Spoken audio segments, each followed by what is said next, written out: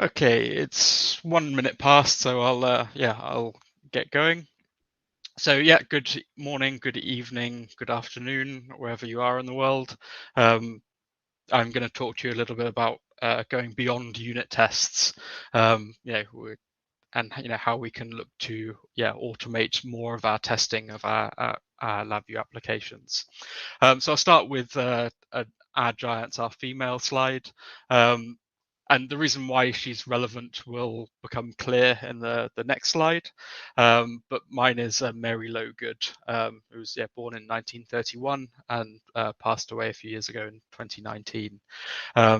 Born in Texas, she was a pioneer in the use of Mossbauer spectroscopy, which is a spectroscopy technique using gamma rays, where you can analyze compounds containing metal ions.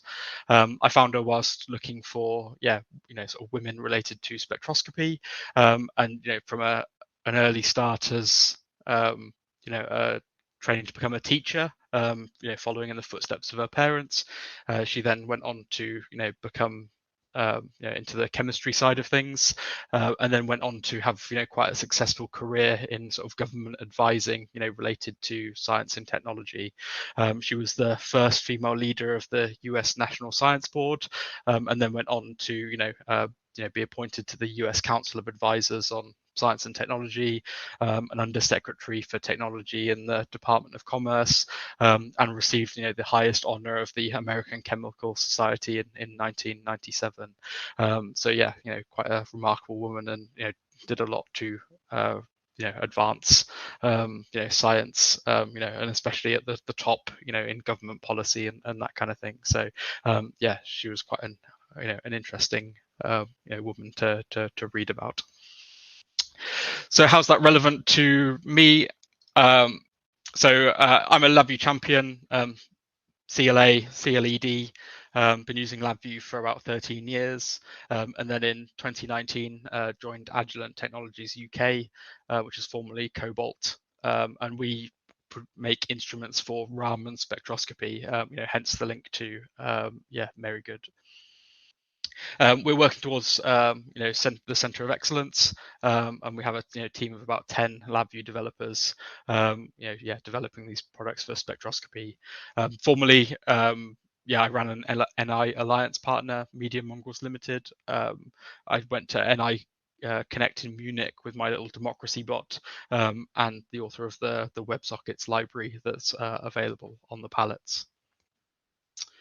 So a little bit about what we do and why it's kind of relevant to my talk today is, we're a small division of Agilent based near Oxford in the UK, and we create products using Raman spectroscopy, which is basically shining a laser at something, measuring the the spectrum of light that comes back from it, and we can use that to identify materials. There's two main areas that we work in. One is the sort of field detection side, so looking at aviation security. And so we're doing things like detecting narcotics, explosives, flammables, that kind of thing. And then the other side of the business is pharmaceutical stuff. So identifying raw materials that go into your paracetamol tablets, and also other applications, things like biopharma, that kind of stuff. We ship products to customers that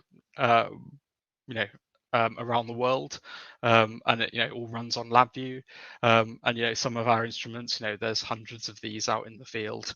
And that, I think that's kind of perhaps a little bit unique to, whereas most LabVIEW developers tends to be sort of one-off style applications, but we have hundreds of these units out in the field that need to be supported and maintained. So for us, making sure that they leave the building to a high level of software quality is really important.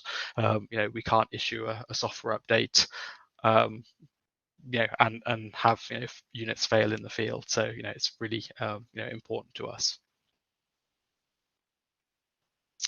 So looking at kind of like software testing as a whole, then we write unit tests. So these are developer level tests using the JKI VI tester, which I think works quite well for us. Because you're kind of writing code to test your code. But with unit tests, you can't really unit test user interfaces with them. You can't really use them for that sort of integration testing, or anything that kind of where the user's interacting with it. As part of a unit test is kind of difficult. So we run these on Jenkins as part of every build. And then we have our manual testing. So we're quite lucky that we actually have a dedicated software quality team that works with us as developers, and they're responsible for writing the user acceptance tests, and then executing these test cases, to make sure that it meets the requirements from our our Jira user stories, and also they do the final testing to make sure that the product is high quality. They perform that regression testing part, and perform sort of final system testing before we ship the product or ship the new version of the software. Now the one issue with this is that this manual testing is very slow and labor intensive. We can produce 2 or 3 builds of our software a week, and so these kind of final tests can take up to 2 weeks to run the full set of manual tests, and so it really isn't very feasible to run that full set of tests on every build. So things like running a full set of regression tests, running a full set of basic workflow tests, things like that becomes too timely, too costly to test manually, especially across a product portfolio of 6-7 different products. So we obviously want to try and automate this. We automate our software builds and our unit tests, and we've got a Jenkins pipeline set up to do all this. So why can't we pull in some of that testing into that as well? So we previously, a few years ago, had some very basic tests using Autoit, which is like a desktop scripting tool, to do some basic screen matching, and kind of output the results to a file that will give us a pass fail indication. But these scripts were not particularly robust. If we move something by 1 pixel on the user interface, it would cause the test to fall over, and it only had really kind of basic matching and testing capabilities. We had no kind of feedback on what went wrong or anything like that with these tests. So we kind of asked ourselves, can we do better, and can we look to other industries and see what they do, and see if we can kind of steal from them. I'm all for standing on the shoulders of giants and leveraging what other people have done, rather than reinventing the wheel. So we were trying to look at these kind of these particular areas of software testing. You can see on the screen there. So integration testing, system testing, regression testing, which is looking at when we do a new version of the software, have we accidentally broken something in the meantime? User acceptance testing, and then sort of longer term tests. So things like performance testing, reliability testing, and that kind of stuff. So we found this tool called Test Complete. So I'll give you a quick little demo of that now.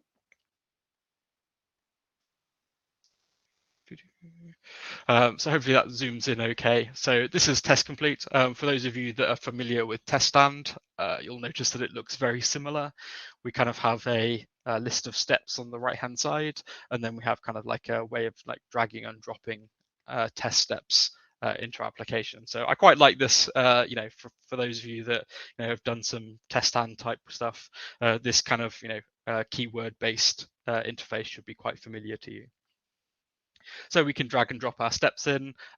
We can also write test scripts, and we can write those either in JavaScript or in Python, I think are the 2 supported languages. And so we can basically run our tests. So if I pick one of these and I run my test, we can see that this is going to fire up an application, and it's going to automatically run through a set of tests in a few seconds, and then we get a nice little test report at the end to say, yep, it's passed. So we've entered in some data, how long the test took to run, and we get a nice little automatic screenshots of you know, what data was entered, you know, what buttons were clicked and that kind of thing. So we get that, you know, really detailed reporting, you know, as if, you know, you were sat in front of it, you know, watching it run through. And yeah, you know, we can save that test report. You know, we can, you know, create a Jira issue directly from here, and you know, we can you know, export that as a, you know, HTML file or a, you know, a JUnit file, you know, for going into an automatic system. So Test Complete then, yeah, it's a suite for testing desktop. As a suite for testing desktop, web, and mobile applications. There's three kind of main ways of creating and building your tests. So one is macro recording, like you can do with Excel. You can press the record button, you can interact with your application, and it will convert that into a you know, into a test for you automatically, which is quite a nice way to get up and running quickly. You can build keyword tests, which is the sort of test stand style interface of dragging and dropping steps into your test, or you can write script tests using, you know, Python or JavaScript. It has a Jenkins integration, so they've got a plugin that you can hook into Jenkins, and they have a test execute, which is kind of like the runtime version of Test Complete, so that can run on a virtual machine to execute your tests, so you don't have to sit there on your desktop waiting for them to run. It also integrates with Jira, so you can have it automatically post the test results into Jira to say, yep, you know, all of your tests have passed. The reporting options, and yeah, you know, it is a paid tool. You know, I think there's quite a lot of functionality that it gives you versus, you know, writing your own. And you know, there are some extra add-ons to it, so things like the you know, there's an optical character recognition add-on for doing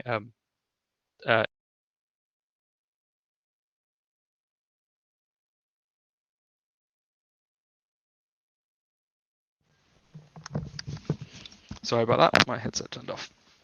It's a paid tool, and yeah, there's an OCR add-on. But yeah, you know, you'd have to have a look at you know, licensing costs and things like that. So, what about using it with LabVIEW? You know, wouldn't it be nice? Or you know, and then you know, was where we started, and then it quickly turned into yes, good luck with that.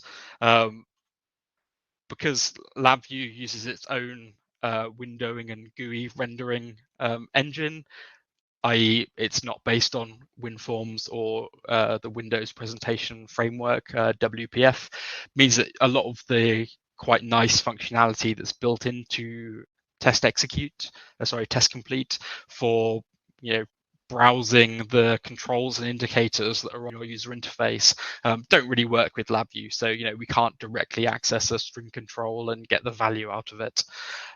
So, you know, this does make things a little bit harder for us, you know, LabVIEW developers, but it's not impossible. So there's a couple of options, or there's three sort of different options we kind of looked at. One is image-based testing and matching using that OCR or intelligent quality add-on, which allows, you know, opens up optical character recognition and, you know, image matching tests. There's also an ActiveX. You know, you can obviously use the LabVIEW ActiveX interface, but we found that it's, you know, it's quite limited. And then obviously, you know, there's a whole bunch of stuff that you can do with VI Server. So yeah, this is kind of the route that we ended up going down, was a VI Server test interface. So Test Complete can get references to sort of your main LabVIEW windows. So, you know, when you have a you know, a dialog pop up, you can get a reference to that and, you know, check that it's appeared and find its name, but you can't really, you know, get any more information about what's on that VI other than that.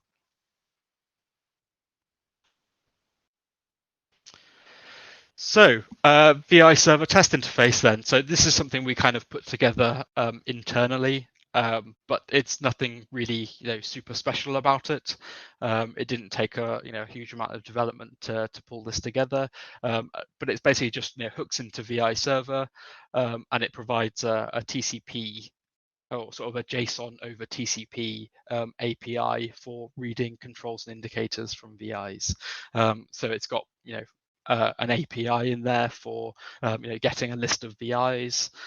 You can then get a list of controls that are on the VI, and then you can get information about an individual control that comes back over using JSON.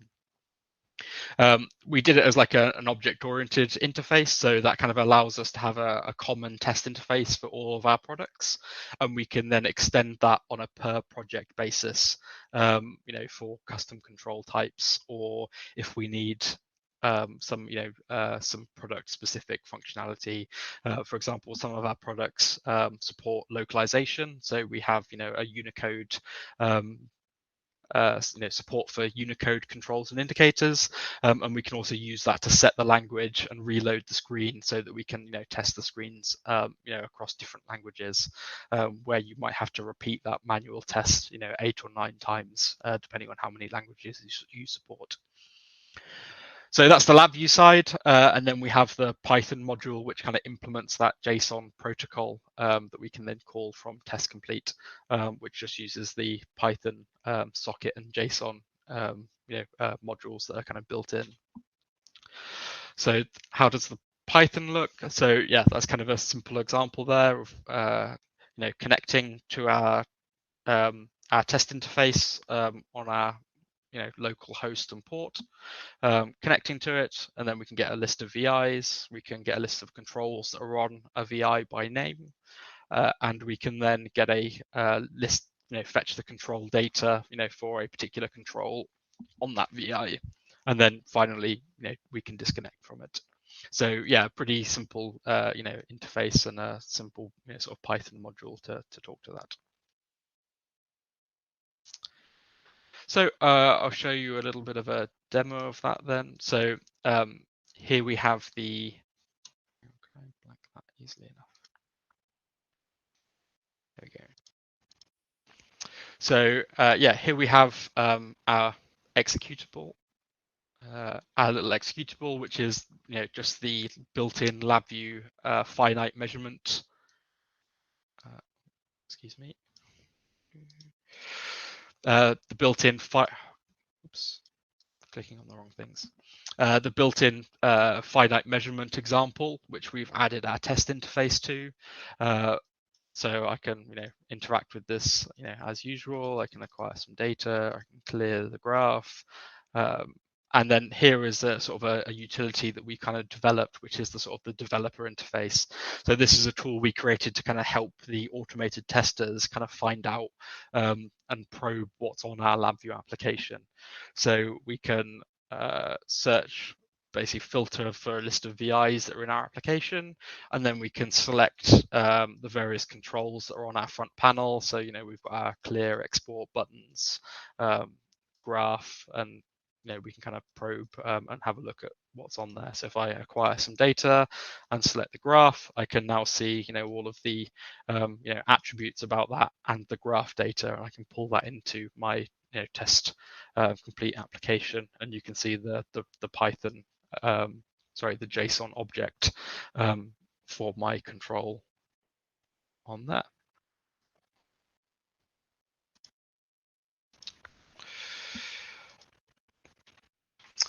Okay, so moving away from the technical side then, so where we started with the sort of the AutoIt scripts, where we started with the sort of the AutoIt scripts was a long sequential test, one big monolithic test to rule them all, and as we kind of know with our software engineering principles, we want to try and use have modular code and that kind of thing. So when we started looking at how to kind of structure our tests, I came across Gherkin and Cucumber, which Cucumber is kind of like a test engine, and Gherkin is kind of like a human readable syntax for structuring your tests in a natural language way. So this then kind of leads into something called behavior-driven development. So there's some good talks. I think Anton is in here, and is going to be talking about test-driven development, I think, either today or tomorrow. But yeah, we came across this concept of behavior-driven development. And this is where the whole team kind of gets together to decide, what to test, to what extent, and they create scenarios in a simple language based on that given, when, and then syntax. So, given some setup conditions, when I do X, then Y should happen. And Test Complete kind of supports this, this language out of the box. So you can see on the right hand side, we've got some different test scenarios in our human readable language. We can then in Test Complete, generate the step definitions, and then we kind of get some skeleton code that we can populate for our test. So to talk a little bit more about behavior-driven development then. So test-driven development, is a technique where you write your tests or write unit tests that should only pass when your application or your code is complete and fully functional. So the idea is you write your test first, and then you write your code to pass the test.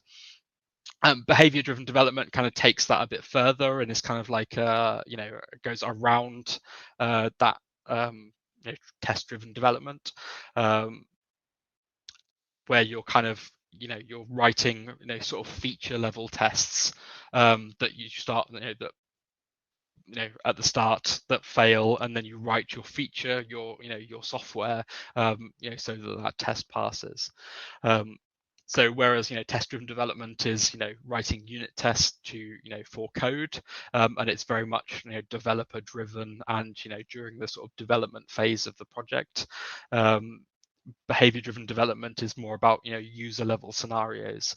So the idea is your developers, your managers, your quality engineers, your product owner, they all get together during the sort of the requirements capture phase to write these gherkins. This Gherkin language user stories that you can then implement your tests for. So it's a much more collaborative way of testing your application, and it's something that kind of you're thinking about it throughout the whole software lifecycle. So you're kind of capturing those Gherkin those Gherkin tests during the kind of the scoping of the project. And I kind of like this this idea of test-driven development is focused on building the thing right, whereas behavior-driven development is more on are you building the right thing? If you write a bad unit test for your test-driven development, then you're just testing that it is to that what your unit test is, not necessarily that you're building the right thing for what your customer wants.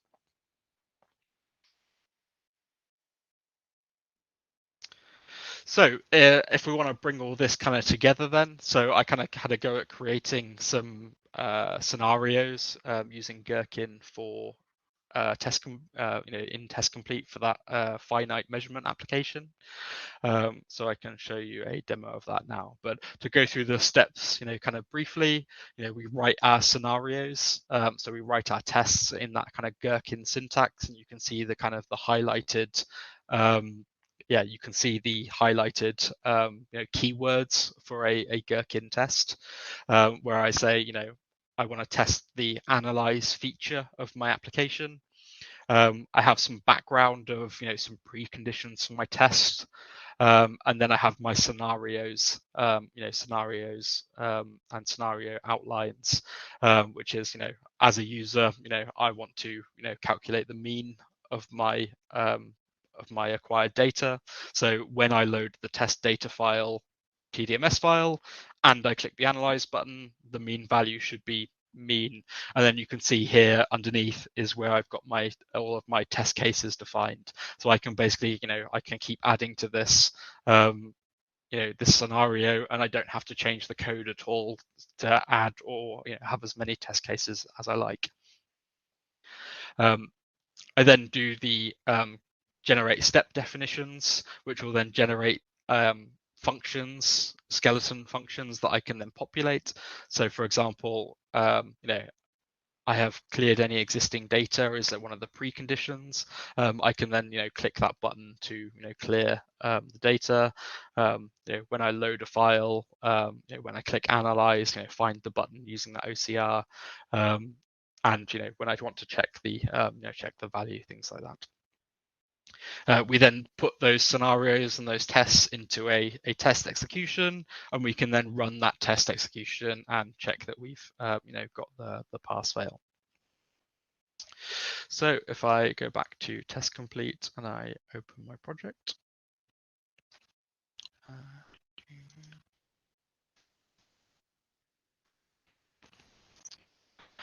So you can see here I kind of defined, let me just zoom in a bit. I've defined my sort of 3 different scenarios. So testing the analyze function, testing the GUI, and testing the import and export functionality. So if I go to analyze, this is my analyze test, and I can quite easily add a new new test case in there. I've got my GUI, so I've got 3 different tests in here. One is that the GUI updates when data is acquired. One to check that the status bar shows the correct text. So if I go back to the application, when I hover over these buttons, I can check that it shows the correct text in there. So for example, for us where we might translate our software into 7 or 8 different languages, you can see that to manually check each of these is correct, and then have to do it 7 or 8 times, is quite labor intensive. So we can quite easily, again, define, our test, define our test data, in here and check it quite easily from a dictionary. We've got one that checks that the data is cleared. So we're looking at there's no plots and that the buttons get disabled. And then we've got some tests in here for testing the ability to import and export data from the TDMS file, and things like copying the graph to the clipboard. So when you kind of write your scenario, and typically the idea is that these would come from your user stories, so it's possible to actually import them from Jira into your into test complete, and kind of generate this automatically. We then hit generate step definitions, which will give us a section of code for each of our tests. So the at the bottom here, when the user hovers over the button, then becomes this function here with a parameter that then gets populated automatically, as I populate those test cases. And the same for the status bar should display. There's a kind of a placeholder argument in here that then kind of comes in as a Python parameter, and I can check that my value that I read from my test interface matches what my expected value should be. So I can then pull all that together, and then I can run my test, and you'll see no hands. You can see my application's kind of under automatic control as the test executes and is run through by test complete.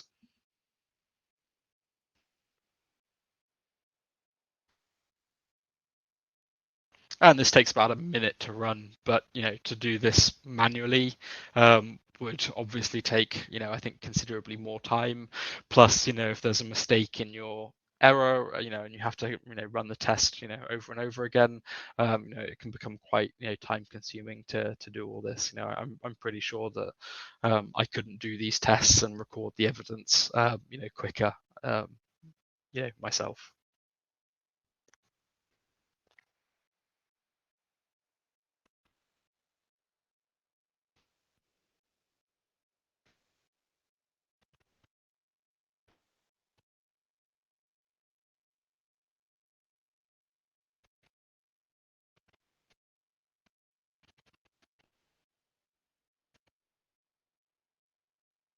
And that should be about it. Copy copy into the clipboard, and then we get the nice green tick at the end to say all of our tests have passed.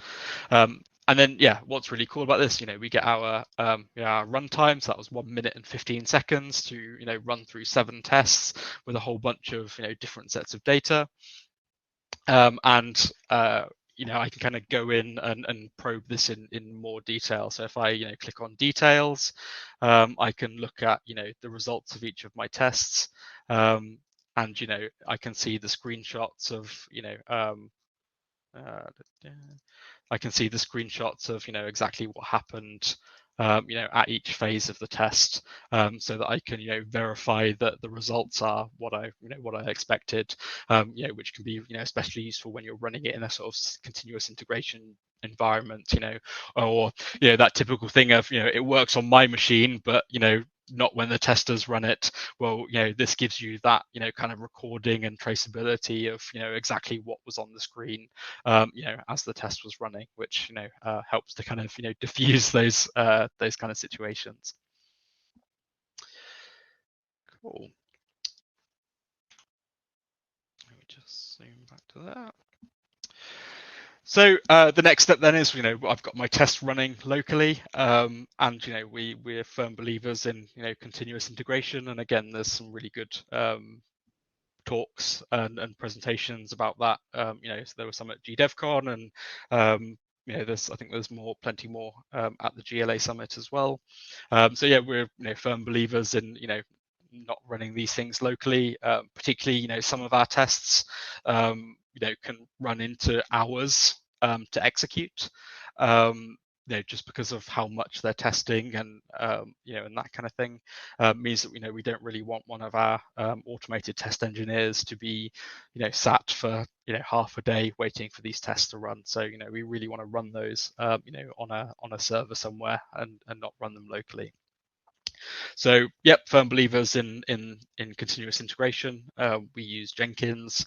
So, we build our software, run our unit tests, run VA Analyzer, and deploy our code, to our quality team, using by transferring onto the network when the build is finished.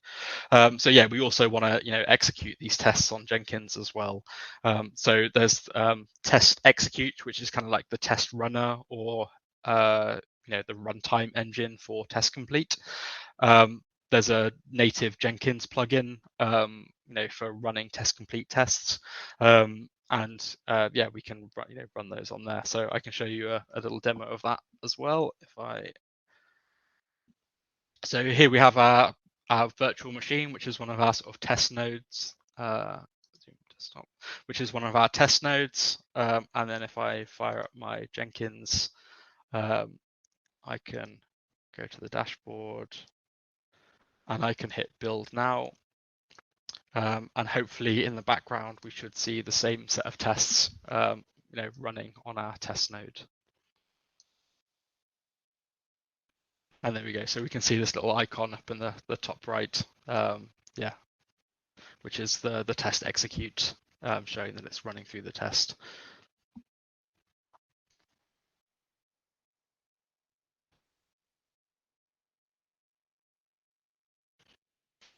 And so while that's running, I can show you the the information that you get in test complete in Jenkins.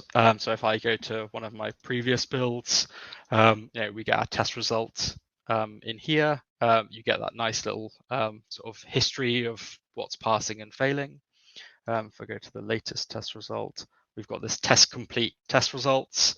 And this basically shows you the same thing that you get in the test complete application. So I can see, how many tests ran, and I can, query into these and, look at the results and exactly what happened.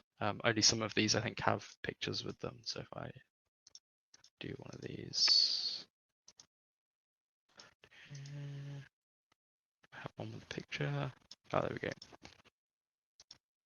So yeah, I can select a test step here, and I can see on the server, I can see exactly what happened when that test ran. Okay, and then if I go back to my latest build, And I can see that that has also passed. So I've got a successful test run there as well. And so basically, we've just kind of built on this and kept adding tests to it and that kind of thing, so that we can run these tests automatically on our builds, and know if something we've accidentally broken something in another part of the code, we can be sure of that, and we can test for that on our built application, which is quite difficult to do, as part of unit tests.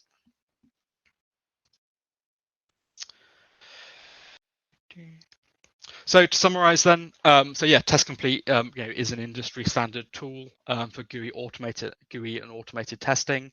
So it has web and app based like tests, and supports things like C# applications and stuff like that.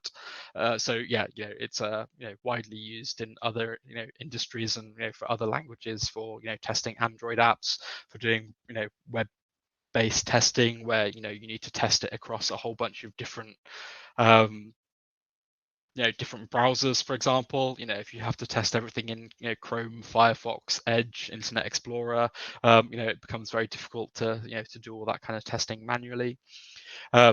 It's got this nice like sort of test step recording, which is a nice way to get started and figure out what you can do with it. But I think you do need to kind of invest in the scripting side, using like Python or JavaScript to unlock its full potential. Get to build that kind of I think build a framework for your testing, where you automate. You kind of have sub functions for small for doing like commonly repeated operations, like in our software, moving around in GUI menus, things like that. For NI, it would be really great if LabVIEW just worked with it natively and we didn't have to kind of develop this this test interface using VI Server. The OCR toolkit and add-on does generally work quite well. The tests that I've showed you here use the OCR add-on to find and click the buttons. So that's where it's it's actually using OCR to take a picture of the window to find each of these buttons to click it. But we have had issues with some of our applications with with the sort of the test robustness of that. So for the kind of the best results and the fastest execution times, we've got this little proprietary VI Server test interface that gives Test Complete access to sort of a lot of the properties of our sort of controls and indicators, things like that. In terms of structuring your tests, don't try and write a 1,000-line single script sequential test. Look at something like Gherkin to give you a kind of a test structure or framework. You get these nice like human readable test cases and scripts so that anyone could review your tests and see what they're doing. It's based on that sort of that given some setup conditions, when X, then do Y, and there's a lot of interest in continuous integration and that kind of stuff. So this will fit quite nicely into that as well. I think that's all I have for you. So I think I have plenty of time for questions. Thank you very much. So a couple of questions I can see already, and feel free to ping them in the chat. Is this something I can release? So it is proprietary internal code. I don't think it's something that I can release without kind of refactoring it and changing it. And I kind of have no time available for this, but it is a very simple interface of just using VI Server properties and controls to access stuff. But maybe at some time I'll have time, at some point in the future I'll have chance to do that, but not immediately. As for James Powell's question on right-click menus, I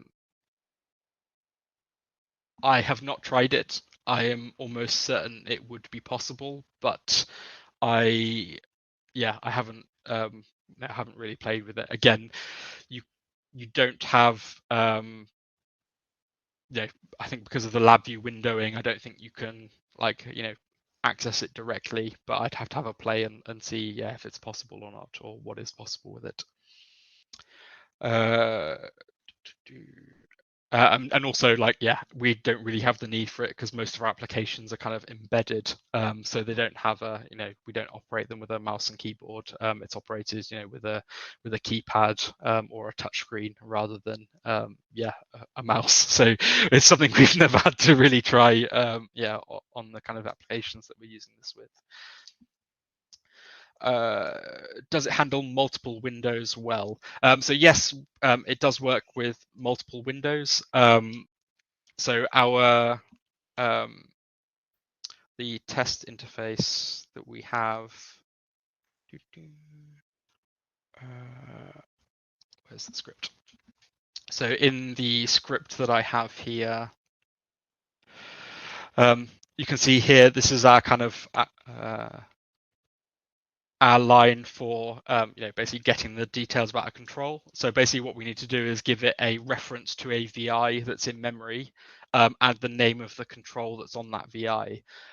So as long as that VI is in memory, then you'll be able to get its the controls and indicators of it. You can also test complete does work with, it does show you the windows that are available. So you have so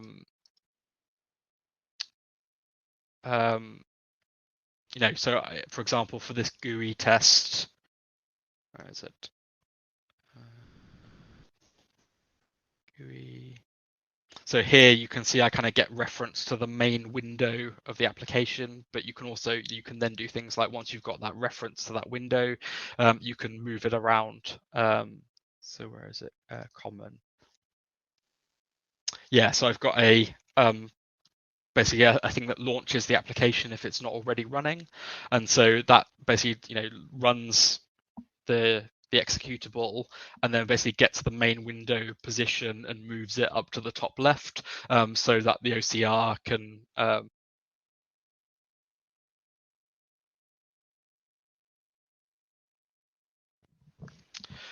controls.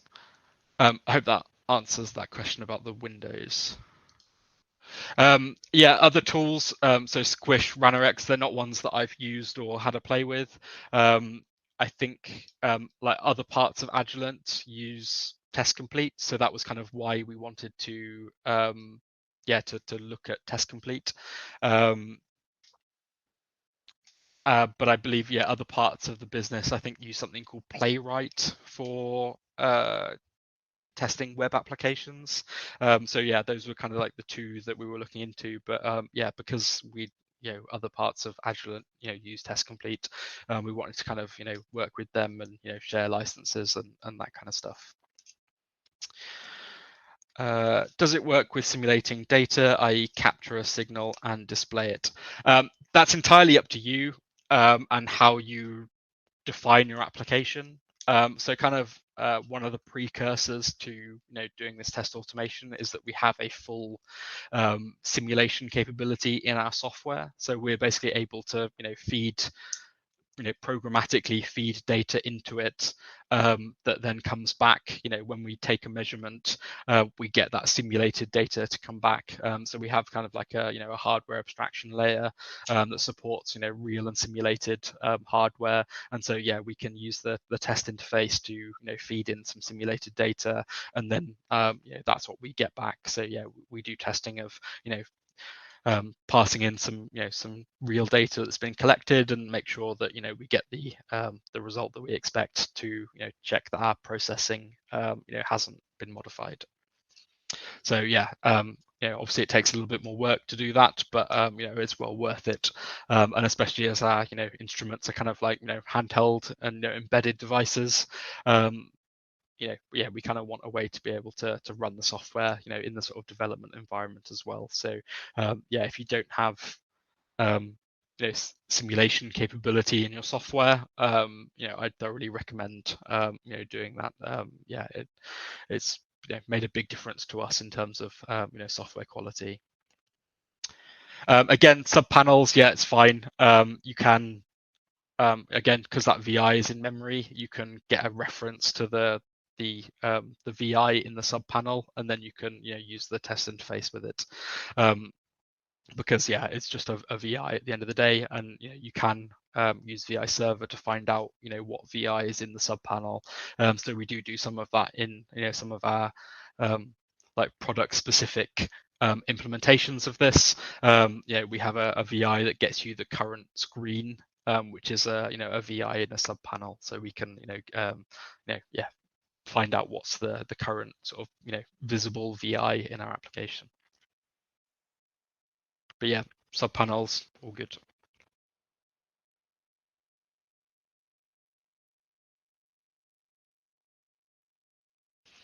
Okay.